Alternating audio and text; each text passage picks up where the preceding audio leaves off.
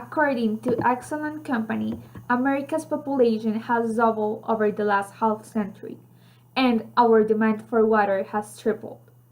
So, as humans, we have to take importance for the only reason that we live here, and as the passing of years, we will have less and less water.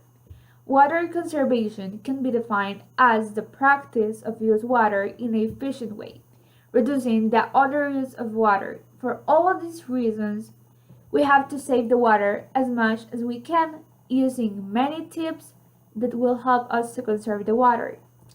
First one, as I said before, I will give you some tips for the water conservation.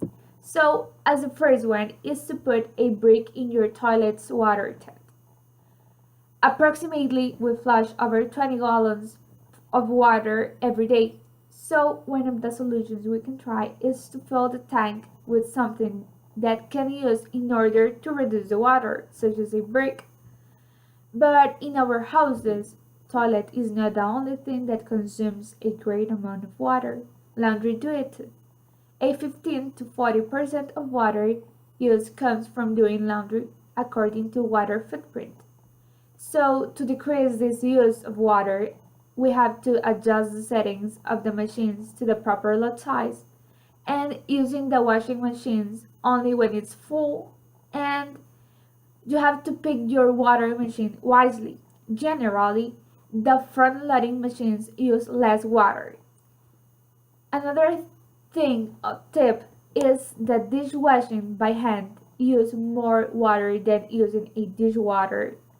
According to water footprints, the use of dishwater used a little 4.5 gallons, and in the other hand, washing by hand uses approximately 20 gallons of water. And if you will wash the dishes by hand, try to use as little as possible the water. In the other hand, the use of water outdoors increases the consumption of water.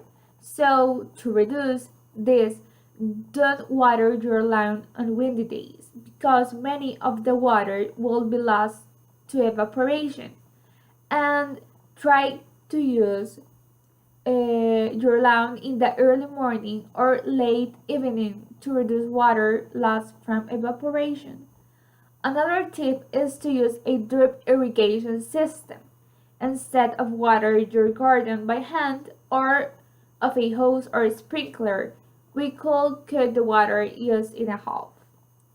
So, as I said before, we have to give more importance to the use of water because in some years water can be a limited resource in our country. That's why we have to decrease the unnecessary use of water. So we have to start in our houses.